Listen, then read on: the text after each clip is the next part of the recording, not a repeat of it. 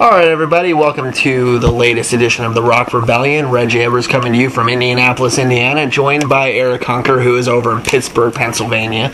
Gotta love technology. The latest thing that was announced this week, Kiss will not be performing at the Rock and Roll Hall of Fame in any lineup capacity, not the original lineup with Peter and Ace, not the current lineup. Paul Stanley doesn't take the induction seriously, and he says they're being inducted for the wrong reasons. You buy or sell Kiss not even performing at the Rock Hall? I don't know. What do you think? You know what I mean? For me, there's a couple factors here. One, the Rock and Roll Hall of Fame. I know Eddie Trunk jokes about it frequently, that it's the Rock and Roll Hall of Shame. And it kind of is. It's like the Grammys. Both of them treat the hard rock and metal genre the same way. They totally disregard it. So even if you get in there these days, it's usually 10 years too late, and it's a joke no matter how you look at it. But on the flip side of that is, okay, they finally are recognized, and the people who really want to see that are the hardcore fans. And you know what? It's disappointing for the hardcore fans to hear that and hope to see that performance, only to hear that they're not going to get it. That's true. I agree with Paul Stanley in a lot of ways, in that they are being inducted for kind of the wrong reason. The induction isn't, I mean, they're basically just inducting them because peer pressure. Yeah, all peer pressure and all of the backlash over the last few years of them not being in. And the Hall doesn't seem to really care or really want them in. Otherwise they'd be in already, kind of like Deep Purple. So I mean, I can't say I blame him for his animosity, but I do think that as big as Kiss is, I do think that you're never too big for your fans. I think that if the fans want to see it, kind of like Guns N' Roses a few years ago, it at least play in some capacity, you know. Yeah. Whether it's the current lineup, I mean, Peter Criss said that it's a travesty and just sickening that no lineup will be playing at the Rock Hall. He's got a good point. It's almost Kiss, it really is. They owe it to the fans at least one song. You know, at least shout it out loud and Rock and Roll Night, the ones that everybody knows. I mean, when you think rock and roll, you think Kiss and you think Metallica. You know, that's what people think of, because that's really all people know. I mean, they hit at such a time frame in my life that I was very impressionable, and their tunes were incredibly hooky. They were real catchy in the mid 70s, and that's when I got hip to Kiss. You know, like 75, 76, and man, for a guy like me who was already into like Led Zeppelin and The Who and rock and roll, those guys, to me, because of the visual and everything else, in their stage show, they just took it to a whole nother level, and I've been a fan since day one. So I'm glad. Like I say, to me, it's no big deal. Whatever if they're in there, whatever if they're not. There needs to be a Metal Hall of Fame, and then it'll get the proper respect. But like you always say, it goes back to the fans, who would surely like to see some type of performance. Now, moving on from one band who doesn't seem to care about their fans anymore to another man, Axl Rose.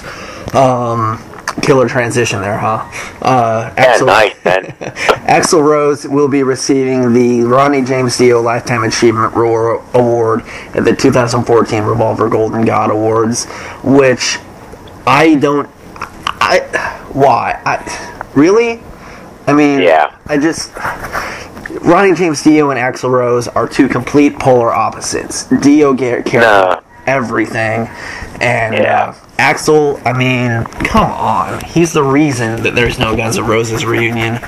But no, if it was a Lifetime Achievement Award for the band and what the band accomplished, okay. But they've just singled out him for the Guns N' Roses success? Yeah. No. That's like saying Axl Rose is Guns N' Roses, when in reality I would say that Slash is Guns N' Roses. Yeah, you know what I mean? He was the heart and soul. Him and everybody, you always got to give credit to Izzy Stradlin on those first couple albums, which everybody goes back to as their best, because they're the only ones that really exist. And you know what I mean? The chief songwriting, it really wasn't a lot of Axl. Yes, he's in there. Yes, he deserves some credit. But for one man to absorb the whole of that band's success, when actually his antics and his ego was actually detrimental to the success of that band. For him to receive the Achievement Award, I think it's kind of an insult to the name of Ronnie James Dio, man. I would agree with you there. I mean, there's no denying that he has one of the best voices in the history of rock. Yeah, there's no denying him as a frontman or his charisma, and he does have songwriting ability. Like I say, he is involved, but to give him all that credit, it's ill placed.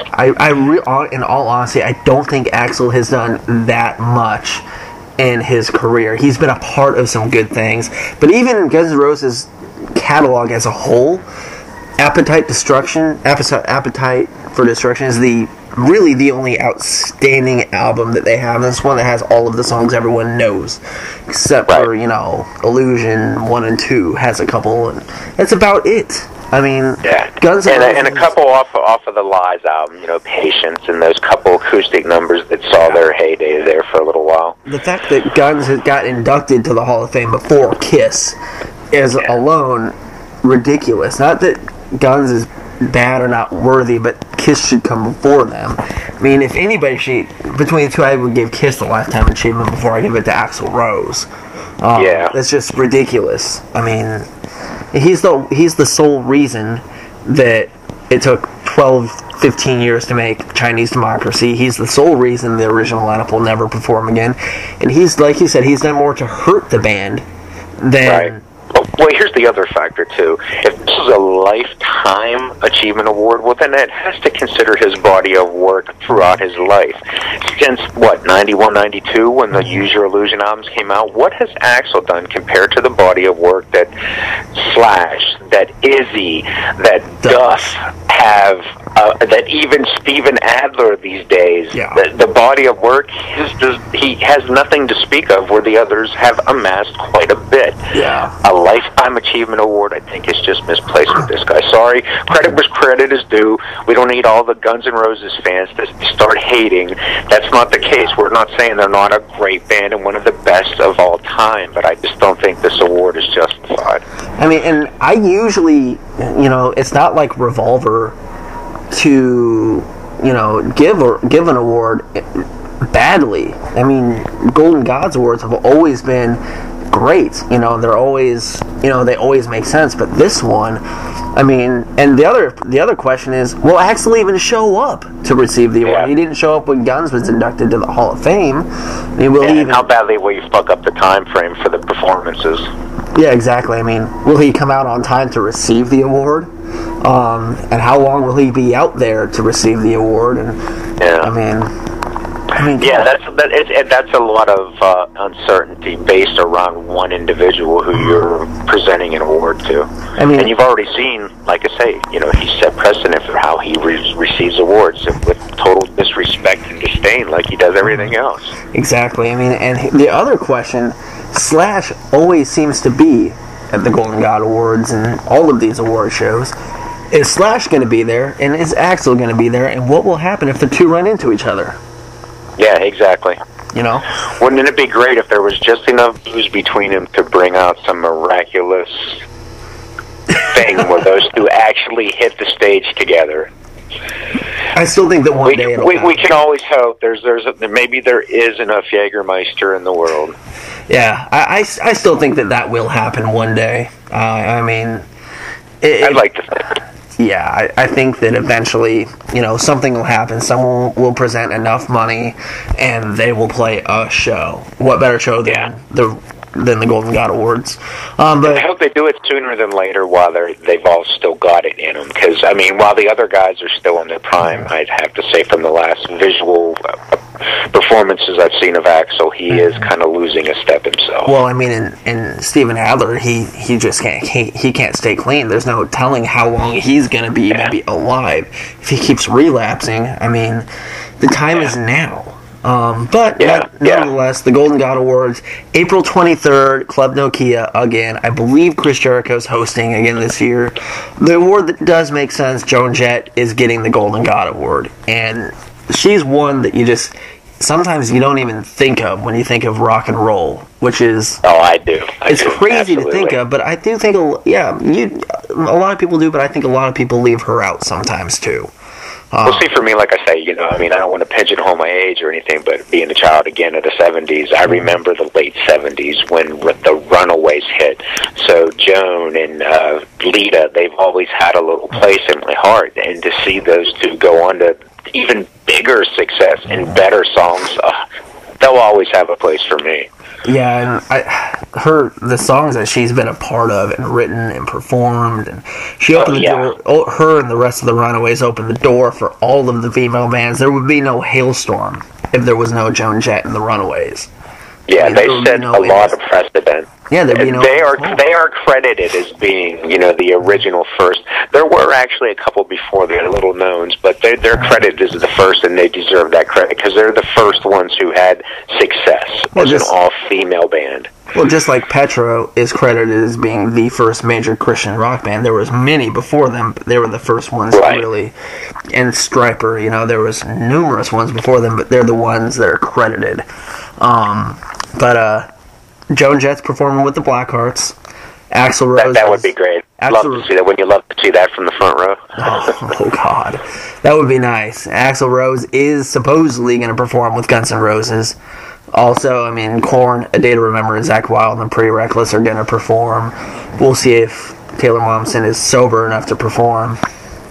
Yeah, seeing as she canceled an entire tour, I'd like to see how she does this, and if she does it, why hasn't the tour been rescheduled? Hey, it was walking pneumonia, quote unquote, remember?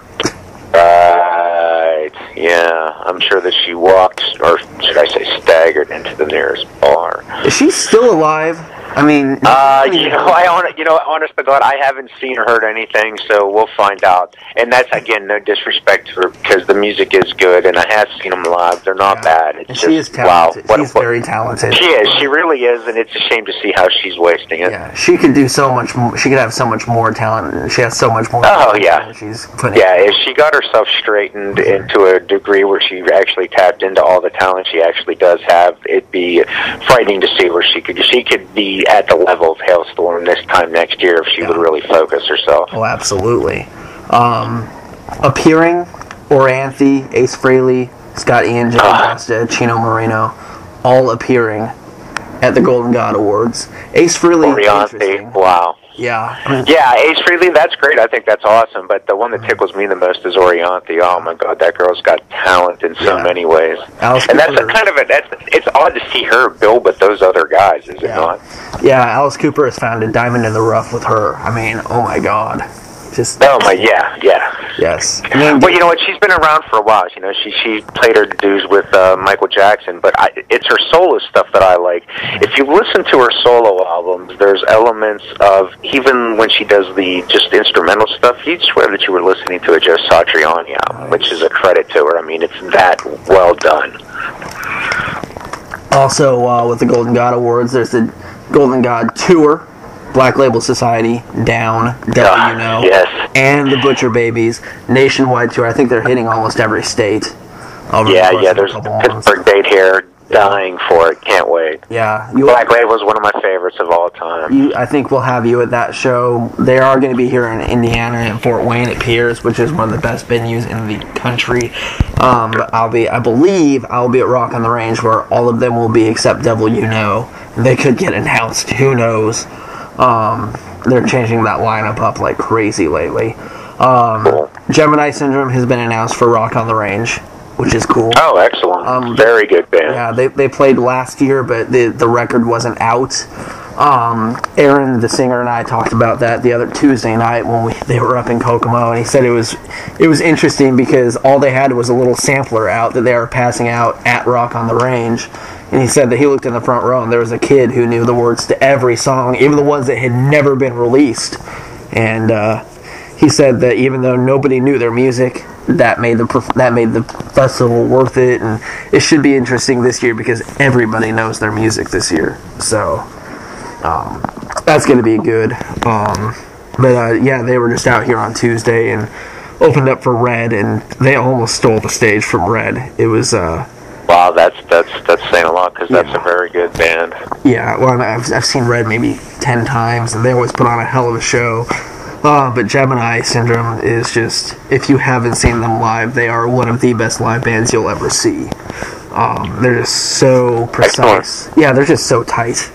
Yeah, I'm looking for my first chance to see him, but I have caught Red, so that, to me that sets a high standard.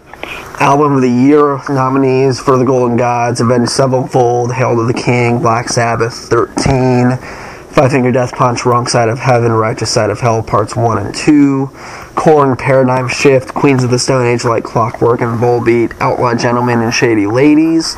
I don't know how they're going to get a winner, because those are all just outstanding. There's 5, outside of the Queens, no offense. I mean, there's 5 real strong contenders right there. I mean, no offense to Queens. That was a great record. They're outstanding, but I mean, it is outshined by the rest of the list. It really is. I see Sabbath winning that. Either Sabbath or Korn, because they were both comeback records for the bands, I think. I'm looking for a really, with everything that's going on, I'm looking for a really big year for Sabbath overall. Absolutely. Best vocalist got Jeremy Buchanan from ADTR, M Shadows, Avenged Sevenfold, Ivan from Death Punch, Papa Emeritus 2, Jonathan Davis, and Josh from Queens, which I honestly think it's going to be close between Shadows and Ivan Moody. I kind of think that also, but the bummer for me is that if you really think back to the heyday, Jonathan Davis has the ability to make you think that there's 5 different people singing on one album when it's all coming out of one guy. So I hope that that's taken into consideration whenever the overall voting takes place, because you're, like you say, it's obviously those 2 are in it, M Shadows and Ivan Moody, but I'd like to think that Jonathan would have a strong showing as well. And he should. I mean, and if nobody agrees, just listen to Twist. I mean, yeah, just Twist, and then Daddy, the hidden track from the self-titled debut, is just, that alone puts him towards the top of the vocalists of all time, I think. Yeah. He's just mad skills. I mean, he doesn't utilize them as much as he used to, but wow, man. Yeah. Come on. Just his vocals on the Paradigm Shift alone are out of this world. I mean, come on. Then we got the Dimebag Darrell Best Guitarist Award, which, I mean, I don't really agree with him giving one award to 2 guys, but I understand why they do it.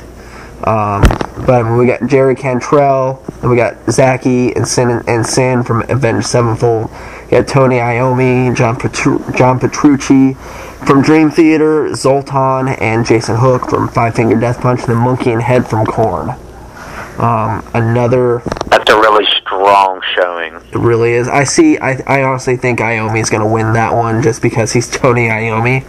Yeah, I see. Right there for me, there's 2 big, strong showers right there. It's Tony Iommi, and for me, John Petrucci. Iommi because he is the riff king, and Petrucci just in the list, he's the guy with the most raw ability and the ability to adapt and be able to play just about anything. Exactly, and unfortunately, I see he's being completely overshadowed by the rest of the nominees in that. Oh, yeah, because you know what? With the popularity right now, Monkey and Head are going to have a great showing because of this album. Zoltan and Jason, Five Fingers, they're riding high, so they're going to have a great showing. Come on, forget about it. The guys from Revenge? Are you kidding me? I think that they are some of the most underrated and unappreciated guitarists in modern rock, because if you go back and listen to Waking the Fallen, it's outstanding. Some of those riffs, the guitar work is just...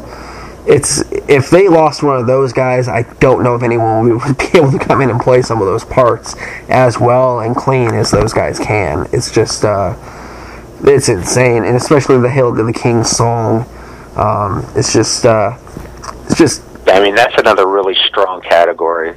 That's a tough one, man. Yeah, I think Monkey and Head will maybe edge that out just because Head's returned. And people are just geeking out over Head's return, but it's either going to be those guys or Tony Iommi, I think, just because he's Iommi. But yeah, we'll see. And no disrespect, man. I mean, if anybody deserves an award for anything related to the guitar, it's Tony. Yeah. We got the Paul Gray Best Bassist, of course, Johnny Christ, Geezer Butler, Chris Cale, Rex Brown, Fieldy, then Emma from Sick Puppies, which unfortunately she's being overshadowed. Yeah, unfortunately for me, the immediate winner is Terry Butler, Geezer. Oh man, if you can take, when you listen to the early Sabbath albums, if you just actually focus in on what Geezer is doing, the bass lines are insane, because you got to consider just how much space they fill when Tony rips into the solo and he's carrying all that rhythm. It's just yeah. But I mean, that again, look at that list, man. That's a powerful list. That's strong. I think that if it was Pantera instead of Kill Devil Hill, Rex Brown would get it in a landslide, just because of Pantera's fan base. Chris Cale, he's probably the lesser known member of Death Punch. I don't see him getting that. Nah, and you know what? He's relatively new.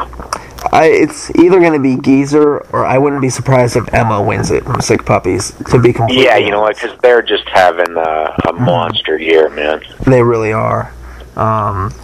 Best drummer. And you know what? I wouldn't mind that at all, because having seen Sick Puppies like 3 times now, I have to say that Emma, male, woman, or otherwise, it doesn't matter. That woman throws down and is, without a doubt, one of the best bass players on the planet in any genre. She's unreal.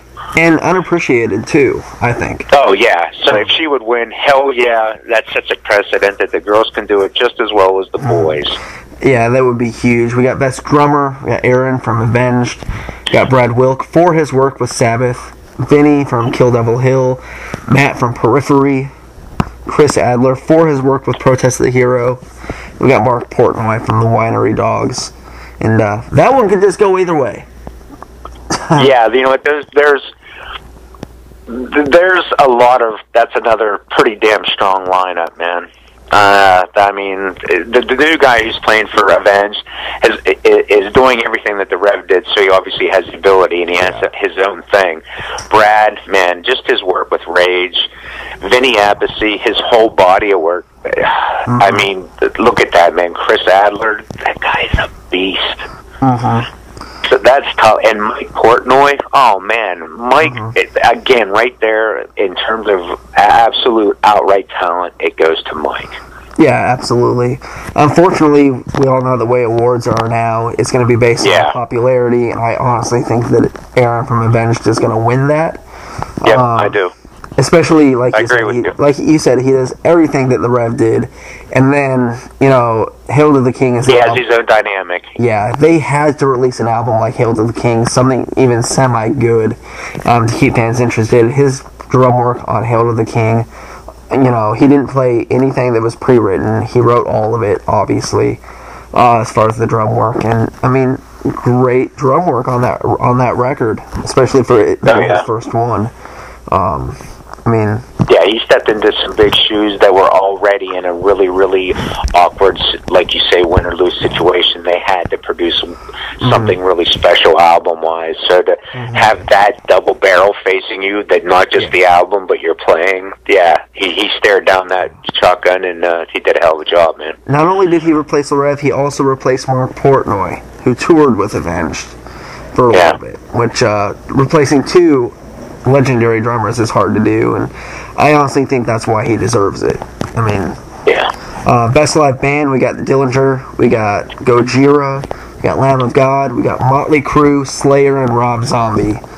And again, it doesn't get any closer than that one. I mean, yeah, that's a tight category all the way around. I don't think Crue is going to get it, even though it's their final tour coming up. Maybe next year because of the finals thing, but I think they're maybe a year premature. And that's if the final tour is over next year. To me, the 2 strongest showers in this one are Lamb of God and Slayer. I would say the 2 strongest ones for me would be Rob Zombie and Slayer. Lamb of God is a good live band, but when you throw in everything that Slayer has live and the spectacle they are and Rob Zombie are live, I do think that those 2 do overshadow Lamb of God live. Not to say that Lamb is not, because they are one of the best shows you'll ever see, but the one unique factor that Lamb had that I liked on this recent tour were the mini cams that were giving you close-ups of the fretwork, of the feet on the double kick. You were getting some really close-up shots on the big screens of the music up close. Yeah, that was awesome.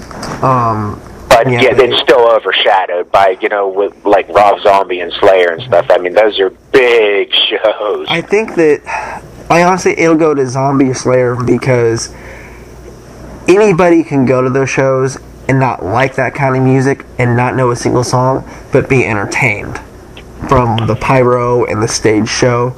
Especially Zombie with the robots and the aliens and the everything. Oh, there's everything.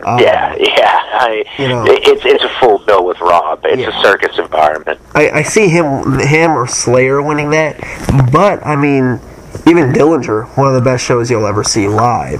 Gojira, I haven't seen Gojira technically live. Probably the best band on the list right now. Oh, by far. I mean, in terms of playing ability, Dillinger all the way. Absolutely. I honestly think Avenged should be on that lineup instead of Gojira for Best Live Man because their stage production is on the same level as Slayer, Motley Crue, and Rob Zombie. I mean, don't get me wrong, I love Gojira, and I mean, those guys are technically proficient, and they're heavy as hell. They're a fantastic band, but what they do live isn't really over the top, and I think to be a best live band, you've really got to give that over-the-top performance. Yeah, absolutely. Song of the Year, Hollow from Alice in Chains, Hail to the King from Avenged, Shadow Moses from Bring Me the Horizon, Lift Me Up from Death Punch, You're Not Alone from Of Mice and Men, and Going to Hell by The Pretty Reckless. I actually think that that's kind of a weak list overall in terms of songs, other than the Hail to the King. You know what I mean? Right there, that to me, that's your big shiny diamond in the rough right there. I would put Lift Me Up on there because because it's Five Finger. Yeah. But as much as it was hated, I think Hail to the King is going to win it. And it deserves it. It's getting a lot of, like I say, you can say it over and over. It gets mixed reviews, but it is what it is. It's the album they absolutely needed to make, and it's a great album. You need to, if you don't like it, honestly, stop hating on the past and hoping for it over and over again, and give it an honest listen. It's a strong, amazing album. Yeah, for sure. I think the only thing that can make it better is if Avenged won and then Rob Flynn from Machine Head gave them the award. I think that would be awesome. So, best film and video is going to be a landslide. You got Behemoth for Blow Your Trumpets, Gabriel, Huntress for Zenith, Lamb of God, As the Palaces Burn, Metallica, Through the Never, Motionless in White, America, Pierce the Veil, This Is a Wasteland. It's going to Lamb of God. Straight up. Yeah, it absolutely should. I worry, though, Metallica has such a overwhelming fan base. It absolutely should go to Lamb of God, but I worry that Metallica's actually going to give them a little bit of a run, man. Yeah, but with everything that band just got done going through, they deserve an award. It's not even just that. In terms of what they're doing and what they're doing with the genre and how much they're representing and taking metal forward, those guys absolutely deserve an award. Oh, absolutely. I mean, And the film, come on, the Metallica is entertaining, but it's kind of cheesy, over the top. That Lamb of God is a stripped down, raw, emotional piece of film that is more than just film, man. I mean, it's a glimpse into the life of how hard things can be. It's honest, it's brutal, it's raw, it's no holds barred. Those guys, and even in their past DVDs, those guys have never held back. You know what I mean? It is what it is. If there's a fight or something, they're going to put it out there for you to see. Yeah. So, in terms of that, it's a much better film. It's way more powerful film watching. It just it buries the Metallica. Nothing against Metallica. Yeah. One of my favorite bands of all time, always will be. I just think it's a better film. Oh, by far. I mean, the band shouldn't even still be here today. No, it really should. But it's not like Metallica hasn't overcome amazing obstacles in their life as well. Right. But Metallica is your stereotypical. They're the metal band. They're the go-to metal band. I mean, anybody who doesn't they have know become. rock, It's a shame. The Metallica that exists now, compared to the Metallica that I liked in 1986, 1987, is two different Metallicas. And the Metallica of 87 deserved everything they ever got. But they became so overblown that they were too big for their own good. And then everything that went down with Napster and everything just put a thorn in certain people's side. So there's two different Metallicas. The Metallica of today hasn't produced like they did those first four albums. Yeah. So if anything is involved with Metallica, it has to go back to classic Metallica. They haven't done anything as of recent that deserves what that Lamb of God film does. Yeah. Oh, I completely agree. Best New Talent, I think it's another weak category. Death Heaven, Heaven's Basement, Issues, Scar the Martyr, 12-Foot Ninja, and Crosses. I think Crosses is going to get it. I believe it too. With Joey being involved with Scar the Martyr, I think it'll have a nice showing too. And for me personally, Heaven's Basement, what a great band. I would love to see those guys win it, but I know it's not going to happen. And it's a shame because they are so good live. It's just great rock and roll in the vein of AC/DC. It's just, you know what I mean? It's just really, really solid, good back to basics rock. But it's either going to be Crosses or Scar, and I agree with you that it'll go to Crosses. Before Joey left Slipknot, I could see Scar the Martyr getting it, but I think a lot of people blame Scar the Martyr for him leaving Slipknot. I think that's going to be a big factor. I think that's going to play a role. And not to take anything away from any of these bands, but they left out Huntress, they left out Butcher Babies, and they left out Gemini Syndrome. Yeah, and all of that is almost insulting. But you know what I mean? They give six people to each category. Yeah. Even with Revolver, you know, the fans do vote on the people who end up at, you know what I mean? They have a big say in that. Yeah. So that, you know, it's not like it's lopsided for any reason. Those are the people, and those are the fans who put it out there. Yeah, I just think that they could have put better, especially for Best New Artist.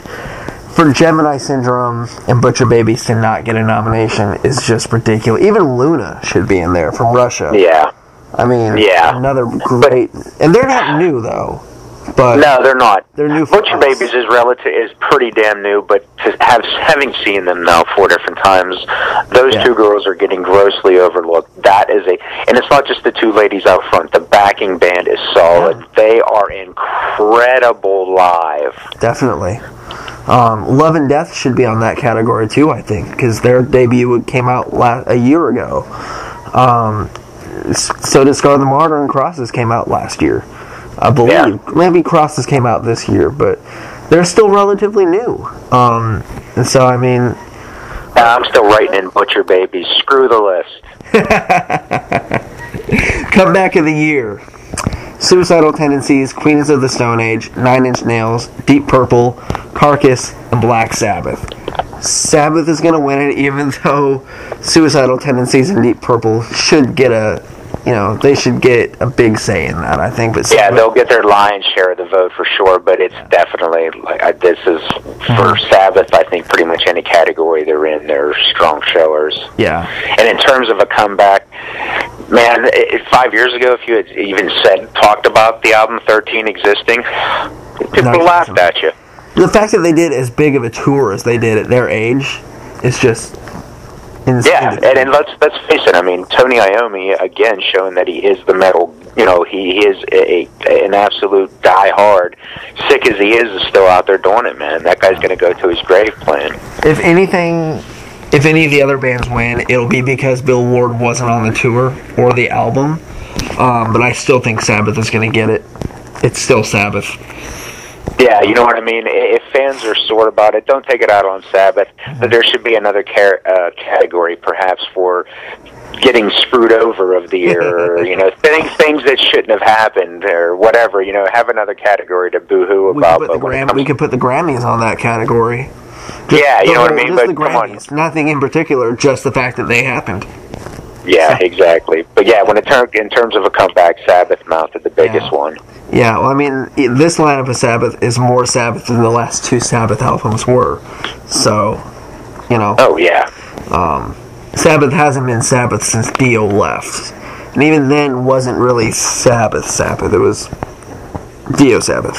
No, some of the Sabbath in the '80s. I mean, there's some really good stuff, and there's some good stuff with Glenn Hughes singing on. But it's a much different Sabbath than what you're used to. Tony in that era seemed to be experimenting a little bit more with his riffs, and they weren't so power chord based. Yeah, it's good to see Sabbath back. This was a classic Sabbath album, and in every sense of the way. And you know what? Brad did such a good job that you wouldn't notice that it wasn't Bill on the album. He played a good Bill Ward drum session.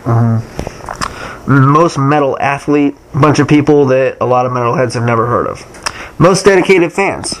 A Day to Remember, Avenged Sevenfold, 5 Year Death Punch, Of Mice and Men, The Pretty Reckless, and Slayer.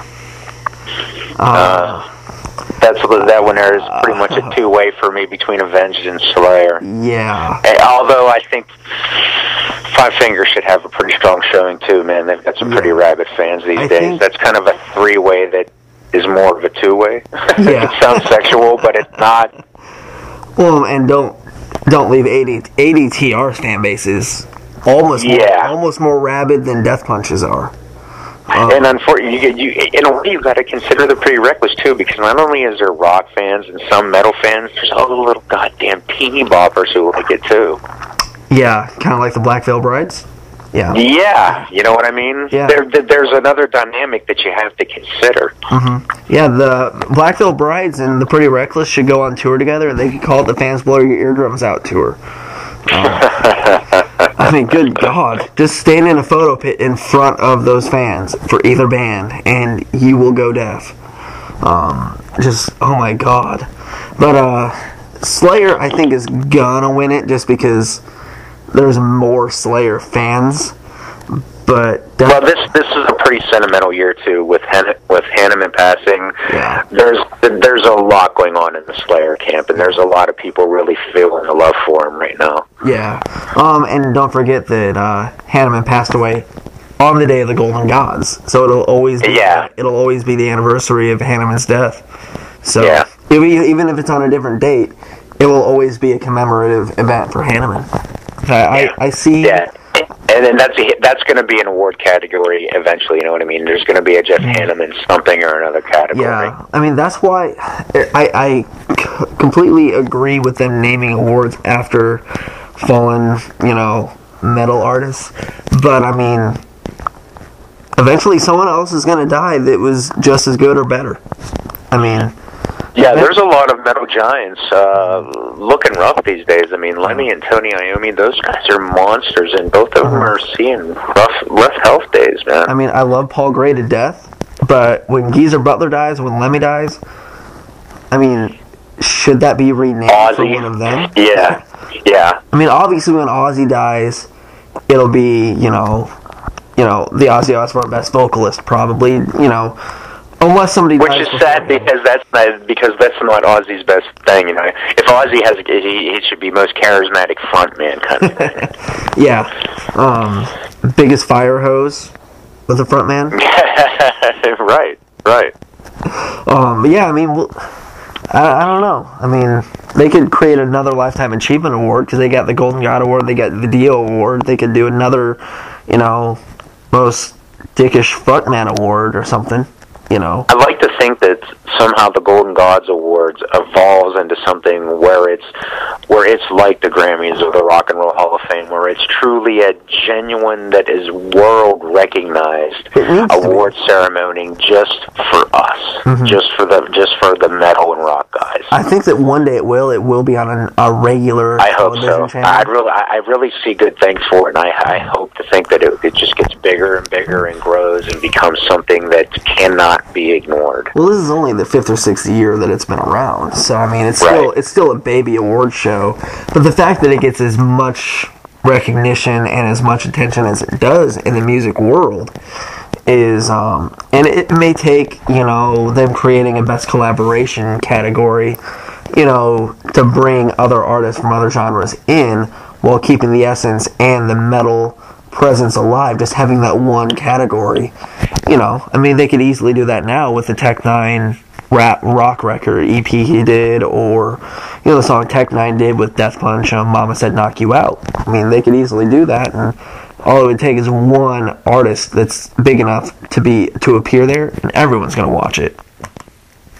So, indeed, that's my thought process. Anyway, Randy Blythe is composing music for the Richmond Ballet.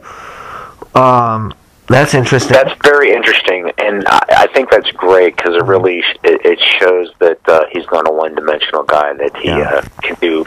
And the fact that he's doing anything in the realm of composing, you have to give mad props to any musician who does that, because you don't just hear your instrument, you hear 30 instruments. Mm-hmm.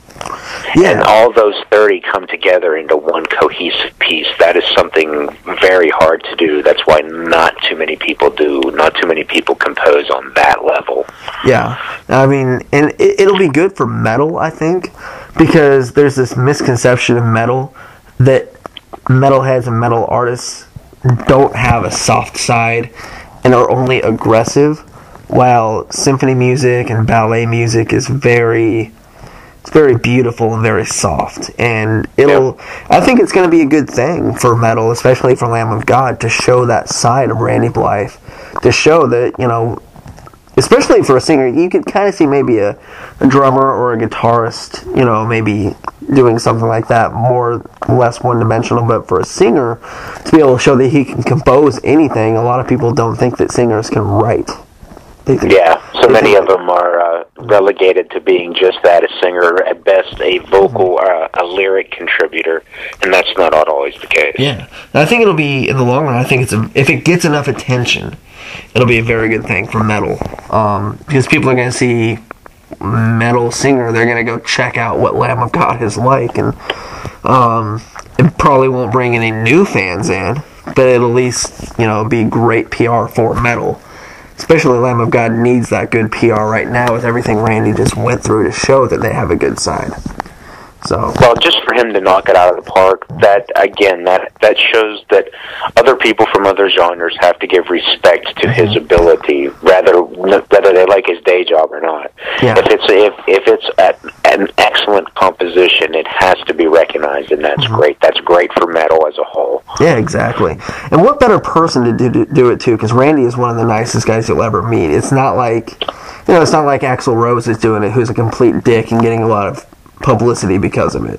No. I mean, with everything that happened last year, there's a swell of support behind Randy these days. Yeah, there really is. Winger is back. Just announced they're going to release a new record. Never really. I mean, they did go away in like the late '90s and 2000, and Winger Kip was doing solo stuff, but they did put out a new album a couple years ago. It wasn't really anything to speak of, so I hope Better Days Coming is a little better. Yeah. Well, I mean, they did take some time off to make the album, so they are back. They're back with another Better Days Coming new album in April. With a lot of classic rock art bands are releasing albums again, and a lot of them have been really good. Deep Purple came back. They released Now What, which was great.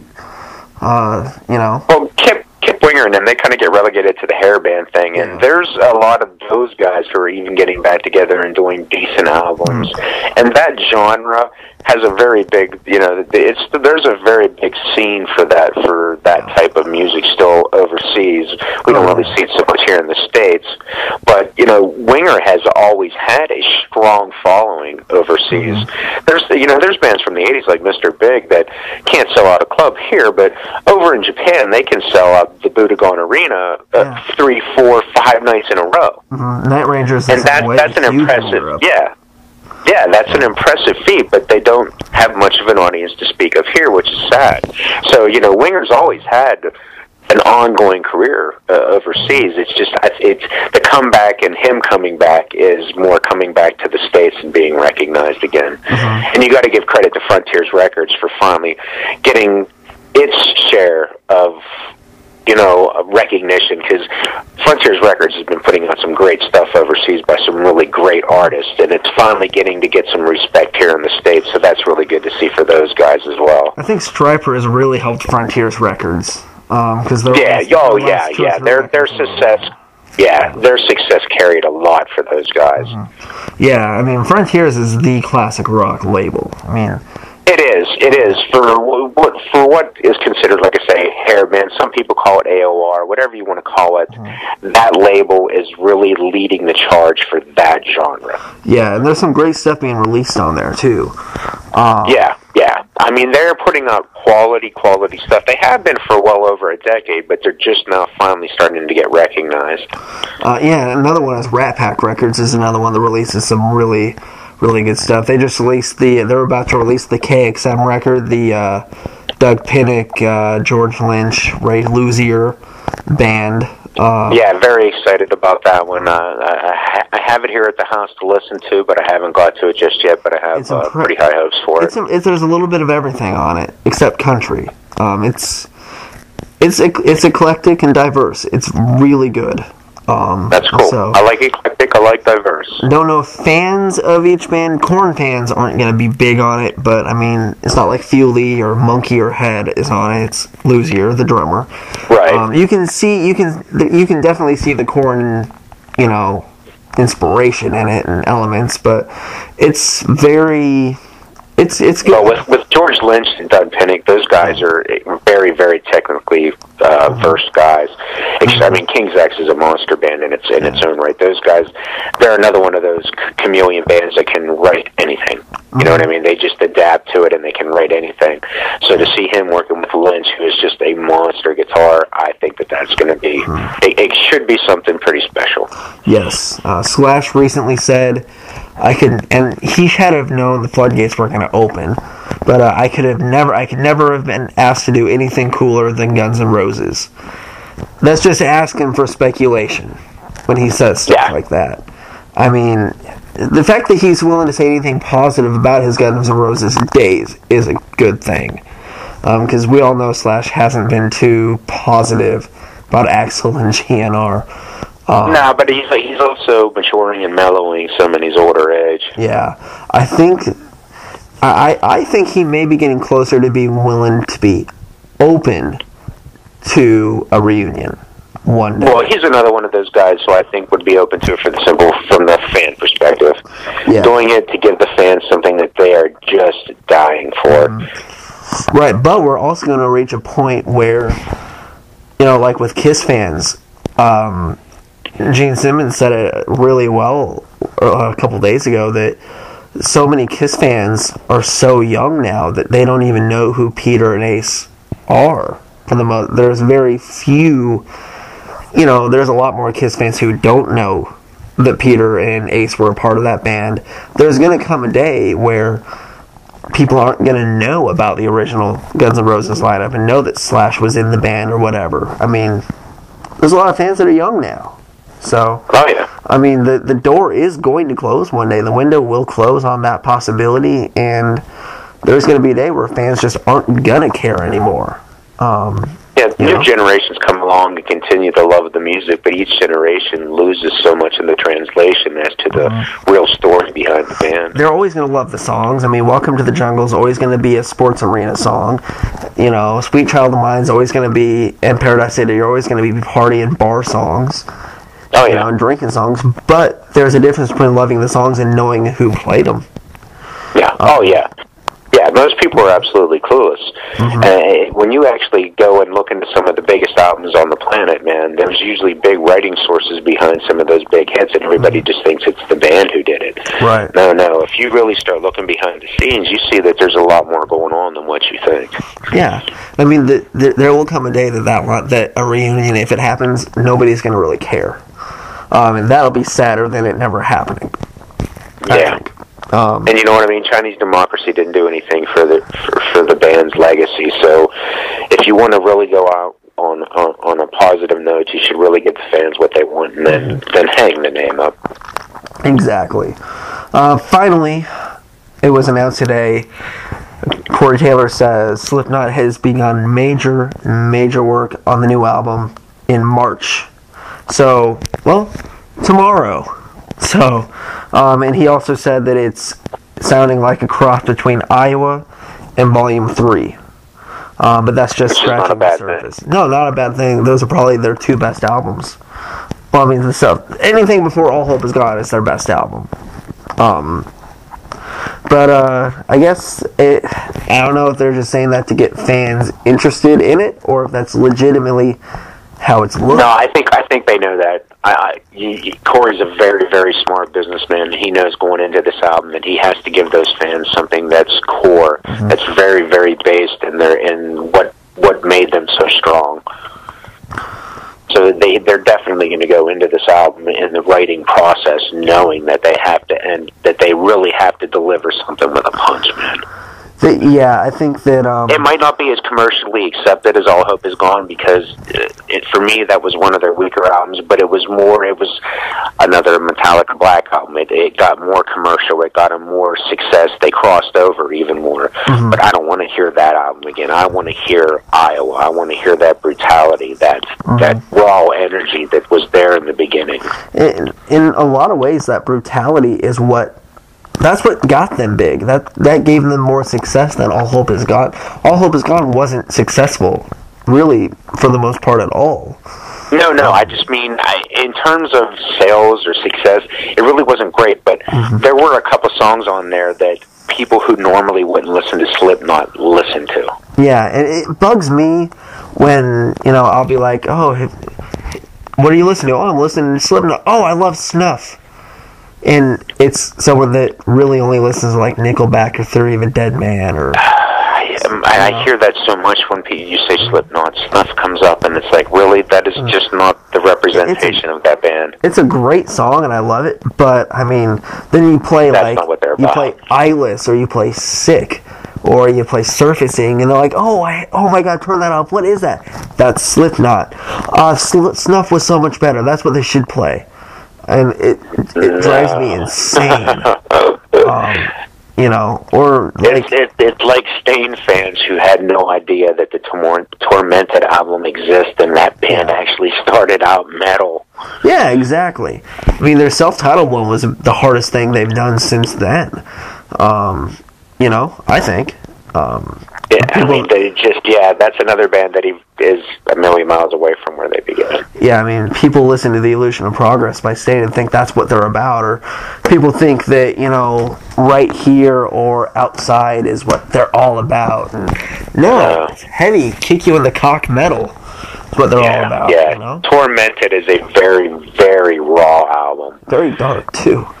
But yeah, I mean, so we'll see what Slipknot, when people originally think of Slipknot, what got them big was the creepy side, the heavy side, the twisted side of them, back when they didn't really talk, when it was just mysterious. That's what got people interested in Slipknot. People had to fill in the void in their own mind, because all that was presented was the masks and the image. Yeah. It's like, what are they going to do next? These guys are crazy. Then All Hope Is Gone. It's like, oh, these guys are family friendly. It wasn't Slipknot. So I liked All Hope Is Gone, but it wasn't Slipknot. And so hopefully this next record, who knows what it's going to be called. I do think that it will be like that, because they have the aggression from Paul dying. They have the aggression from whatever happened with Joey. We still don't know, but all that's going to be in there. And so it should be dark, and it should be heavy. So, they are in the exact position Avenged Sevenfold was in a year ago. Exactly.